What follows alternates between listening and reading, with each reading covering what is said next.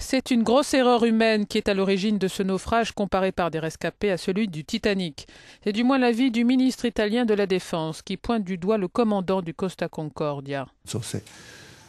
Interviewé ce samedi avant son arrestation pour entre autres homicide involontaire et abandon de navire, Francesco Schettino niait toute erreur.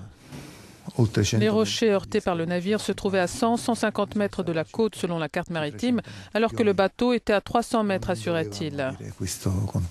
Mais le procureur a déclaré ce dimanche que le Costa Concordia était à seulement 150 mètres de la côte. D'après des médias, le navire effectuait une sorte de parade pour saluer l'île de Giglio. Nous sommes au XXIe siècle et avec toute la technologie sur les navires, certaines choses ne devraient pas arriver, déplore cet habitant de l'île. J'ai travaillé dans le secteur maritime et il y a quelque chose qui cloche. Le capitaine a des problèmes. Quindi il comandante penso si sia messo nei pasticci. In queste condizioni si sia messo nei pasticci.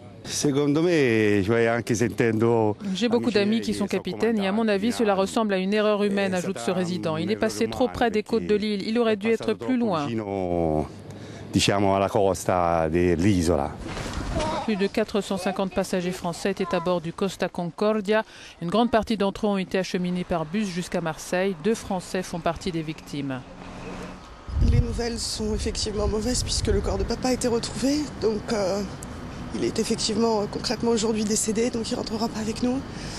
Je suis très en colère par rapport à la façon dont ça s'est déroulé puisqu'a priori ils n'ont pas pu avoir de gilet de sauvetage, ils n'ont pas pu accéder aux chaloupes.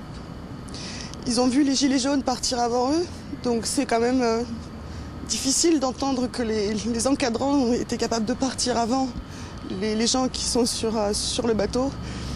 Mon père a laissé passer la priorité aux enfants, aux femmes, et voilà, lui, il s'en est pas sorti. Le Costa Concordia transportait quelques 4200 personnes. Certains rescapés ont décrit des scènes effroyables où des passagers se disputaient des gilets de sauvetage ou des places dans les chaloupes.